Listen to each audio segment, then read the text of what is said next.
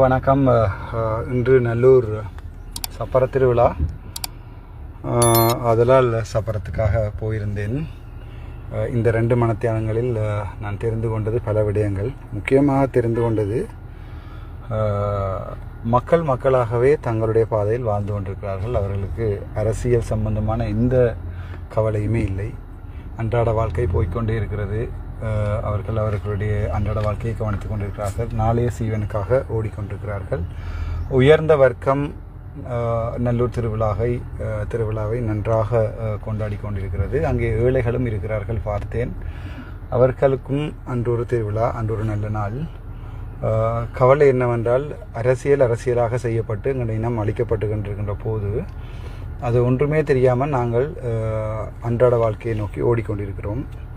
யார் இவர் என்ற ஒரு இது கூட இருப்பதில்லை. யார் அரசியல்வாதி? சில நேரங்களில் நான் யாரையாவது மறைத்திருந்து இப்போதைய பிரதமர் யார் என்று கேட்டிருந்தால்,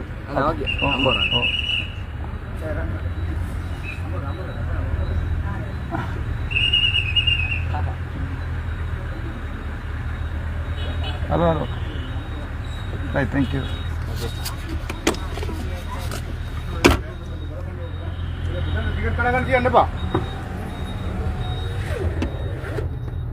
கார் எடுத்துட்டு வெளியால் வந்தேன். ஓகே, என்ன கவலை என்றால், அரசியல்வாதிகள் தமிழினத்தை விற்று, தமிழர்களை விற்று தங்களுடைய அரசியலை செய்து கொண்டிருக்கிறார்கள். அவருடைய வயிற்றை நிரப்பிக் கொண்டிருக்கிறார்கள். பிள்ளைகளை வெளிநாட்டில் படித்துக் கொண்டிருக்கிறார்கள். நான் நினைக்கிறேன், எங்களுடைய தேசிய அரசியல் எங்களுடைய அரசியல் என்ற எண்ணம், நாங்கள் எங்கே இருக்கிறோம், எங்களுடைய இனம் அழியுமா, நாங்கள் ஆளுகிறோமா என்ற கவலை பொதுமக்களுக்கு முற்றிலும் இல்லை. அன்றைய வாழ்க்கை, பக்கத்து வீட்டு வேலி எங்களுடைய வேலிகள் வருகிறதா இல்லையா, அங்கே முன் வீட்டு ஆண்டி எப்படி சுகமாக இருக்கிறாவா, அவ்வளோதான் எங்களுடைய வாழ்க்கை. பிள்ளை படிக்குதா இல்லையா, ரைட், இன்னும் அடுத்த மாதம் சம்பளம் பாரத்துக்கு இல்லை, ஏதாவது நான் எக்ஸ்ட்ராவாக ஒரு பிஸ்னஸ் செய்து சாப்பிடலாமா, அப்படி ஒரு நிலைமைக்கு தள்ளப்பட்டு கொண்டிருக்கிறோம். அது என்னென்னு சொன்னால், அந்த அடிப்படை தேவைகளை திட்டமிட்ட ரீதியில் தமிழ் மக்களுக்கு எடுத்து விட்டு, அதைத்தான் நாங்கள் 30 வருடம் கூட அதைத்தான் நாங்கள் அனுபவித்தோம். அந்த அடிப்படை தேவைகளுக்காக ஓடிக்கொண்டிருந்த போது அரசாங்கம் எங்களை திட்டமிட்ட ரீதியில் கொலை செஞ்சிருந்தது. அப்போது எங்களுடைய எண்ணம் முழுக்க நாளையான் சாப்பாடு, இன்றையான் தேவைகள், பிள்ளைகள் சுகமாக இருக்கிறார்களா, 2 பேரை வெளிநாட்டுக்கு ஒப்பேற்றி விடுவோமா, அங்கிருந்து காசு வருகிறதா, அதை செலவழிக்கிறோமா, முன் ஒழுங்கையில் உள்ள பிள்ளையார் கோயிலில் சப்பரத்தை இழுப்பது யார், தேருக்கு மணி கட்டுவது யார், நாங்கள் மேற்குளம் கொம்பு வைத்தாக்கள். இப்போது நல்லூர் கூட பார்த்தேன். என்னை போன்ற சிறு பிள்ளைகள் நான் 1997ஆம் ஆண்டிலிருந்து 2002 வரைக்கும் A-level எடுக்கும் வரைக்கும் saint John ambulance, sea scout இல்லையும் அதே மாதிரி இந்த மாதிரி சின்ன தவள் குட்டியெல்லாம் நிற்குது. அண்ணன் போனை வைங்கோ உள்ளுக்குள்ள என்று ஒரு பக்கம், சேட்டை கலட்டுங்கோ இல்லாட்டி வெளியால போம் என்று இன்னொரு வர்க்கம், நாங்கள் சிவப்பு வேட்டிக்காரர்கள் என்று சொல்லி இன்னொரு வர்க்கம். அப்படி நாங்கள் ஒரு சின்ன வட்டத்துக்குள்ளே, ஒரு குண்டு சட்டிக்குள்ளே குதிரை ஓட்டுவது என்பார்கள், அப்படியே ஓடிக்கொண்டிருக்கிறோம். அதை பாவிக்கின்ற அரசியல் தலைமைகள் அவர்கள் தங்களுடைய வளமையான வருமானத்தை எடுத்துக்கின்ற வேலையை செய்து கொண்டிருக்கிறார்கள். அவ்வளவுதான். இது ஒரு சரியான கவலைக்குரிய விடயம். இப்போது நான் அதில் 10 பேர் கேட்டிருந்தால் எங்களுடைய ஜனாதிபதி யார் என்று கமலா ஹாரிஸ் என்று சொல்வதற்குரிய வாய்ப்புகள் கூட. அடுத்த ஜனாதிபதி தேர்தல் யாரை வெல்வார்கள் என்றால் கமலா ஹாரிஸ் அல்லது ஜோ பைடன் என்று சொல்லக்கூடியாக்கள். ஒசாமா பின் லேடன் அடுத்த ஜனாதிபதியாக வருவார். ஒபாமா இல்லை, ஒசாமா பின் லேடன் அடுத்த ஜனாதிபதியாக அமெரிக்காவுக்கு வருவார் என்று சொல்லக்கூடிய எல்லாமேல் தான் எங்களுடைய அரசியல் தலைமைகள் எங்களுடைய இளம் சமுதாயத்துக்கு அரசியலை வைத்திருக்கிறது. அதனால் தான் என்னவோ கள்ள ப்ரொஃபைலில் தூசணத்தால் பேசுவதும் அல்லது ஆனால் மற்ற சமூகம் அப்படி இல்லை. அவர்கள் விழித்து கொண்டுள்ளார்கள். அவர்கள் தங்களுடைய இருப்பை கேள்விக்குறியாக்கி கொள்ளாமல் அவர்களுடைய தலைமைகள் அந்த செய்ய வேண்டிய வேலையை செய்து கொண்டு போகிறார்கள். ஆதலால் பில்டிங் வடிவாக கட்டப்படுது, ரோட் வடிவாக போட்டுப்படுது. அவர்களுடைய சமுதாயத்தை சேர்ந்தவர்கள் கூட வேலைகளில் இருக்கிறார்கள். எங்களுடைய சமுதாயத்தில் அப்படி அல்ல. முன் வீட்டு அண்ணன் ஆஸ்திரேலியாவுக்கு போனால் பின் வீட்டு அக்கா கட்டாயம் கனடாவுக்கு போகணும், இல்லை என்றால் அது மரியாதை இல்லை. கனடாவில் ஒரு பிள்ளையை கொண்டு கல்யாணம் காட்டியிருந்தாப்போ நான் 29 வயசு வரைக்கும் முன்ன வளர்த்தது பிரியோசனமே இல்லை என்ற ஒரு குறுகிய வட்டத்துக்குள்ள எங்களோட சமுதாயம் ஓடிக்கொண்டிருக்குது. நான் அதை நன்றாக உணர்ந்து கொண்டேன். தன்னந்தனியாக தான் நல்லூருக்கு போனேன். அந்த வீடியோஸ் அப்லோட் பண்ணுறேன். எனக்கு விளங்கின முழுக்க எங்களுடைய சமுதாயம் திட்டமிட்ட ரீதியில் அரசியல் உணர்வே இல்லாமல் அரசியல் அறிவே இல்லாமல் மாற்றப்பட்டு கொண்டு போய்கொண்டு இருக்கிறது. என்ன பண்ணி சொல்லலாம், ஒரு 50 வருடங்கள் கடக்கும்போது நல்லூர் அடியில் இன்னொரு மதத்தினுடைய முக்கியமான திருவிழா நடக்கலாம். சில வேளைகளில் நல்லூர் திருவிழா நடக்கலாம், அதனோடு சேர்ந்து இன்னொரு தேரும் இழுக்கப்படலாம், புத்தரையோ அல்லாவையோ வைத்து ஒரு தேர்வில் இழுக்கப்படலாம்.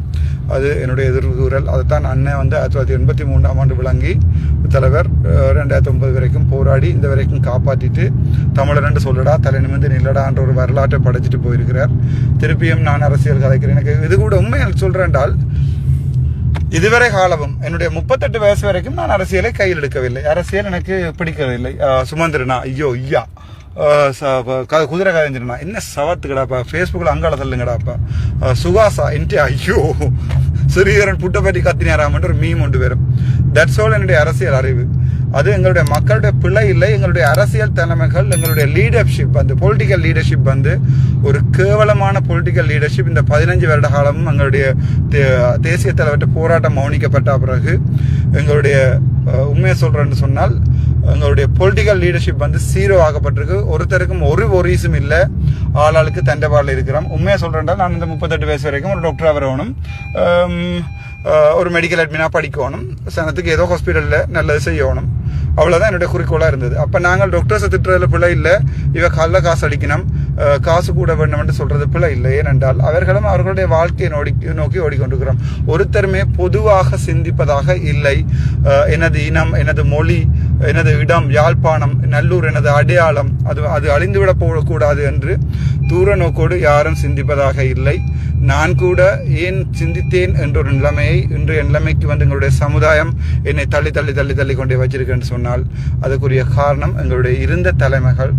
நான் இன்றோ நாளையோ மௌனிக்கப்படலாம். மௌனிக்கப்பட்டா இப்போ இருக்கிற தலைமைகளோட நீங்கள் எங்களுடைய அரசியல் போவீங்களா இருந்தால் ஒருத்தருக்கும் ஒரு பொரிசும் இல்லை. ஒவ்வொரு மாதம் 9 நேரம் 1 லட்சமானாக்கள் வெளிநாடு போயிட்டே இருப்போம். ஒரு காலத்தில் நாங்கள் முழு எங்களுடைய இனமே இல்லாமல் போய் யாழ்ப்பாணம், முல்லைத்தீவு, கிளிநொச்சி, இப்போ கூட பார்த்தீங்கன்னு சொன்னார் மன்னாரில் பாதி போயிட்டு, திருவோணமலை இல்லை, திருவோணமலை முக்கால்வாசி போயிட்டு, மட்டக்களப்பு 90% போயிட்டுது. மக்கள் கூடவா இருக்கிற மொழியை எங்களுடைய அரசியல் தலைமையில் அது பிள்ளையானா இருக்கட்டும், வியாழேந்திரனா இருக்கட்டும், நான் பார்த்தேன், இப்போதுதான் பார்த்தேன். தலைவா தலைவா தலைவான்ற பாட்டுகள் அவர்களுக்கும் இருக்கிறது, நல்ல விஷயம். ஆனால் நான் நல்ல காலம் நான் டிக்டாக் பாவிப்பதும் இல்லை, இவ்வளோ காலம் பார்த்ததும் இல்லை. பார்த்துருந்தால் பிளாக் பண்ணியிருப்பேன், அல்லது ஷேர் பண்ணி தூசிருந்தால் அது எழுதியிருப்பேன், அது கூட இல்லை. எனிவே இது ஒரு கவலைக்குரிய விடயம்.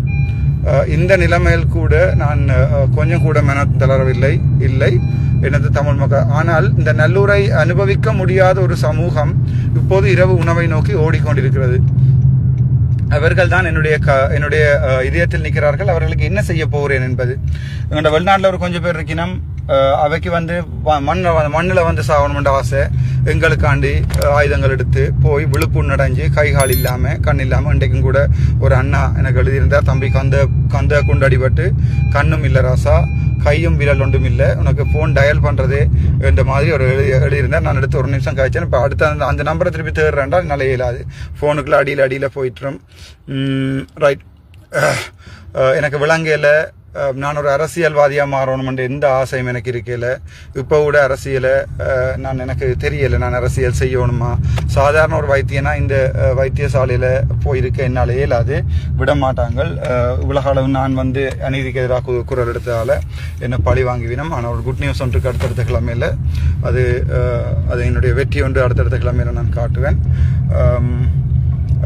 இப்போ கூட யோசிக்கிறேன், அரசியல் தலைமைகளை இப்படியே விட்டு விடுவோமா, அவர்களே நடத்து இழுக்கிற தேரை அவர்களே இழுக்கட்டும் என்கிற எண்ணம் கூட போகிறது. அவ்வளவுக்கு எங்களுடைய மக்களை பார்க்கும்போது பரிதாபமாக இருக்கிறது. அவர்களுக்கு யார் அரசியல் தலைவர்? என்னடாப்பா இந்த ஸ்கூல் படிக்க என்னடாப்பா அர்ச்சனா டாக்டர் தானே நீங்கள்?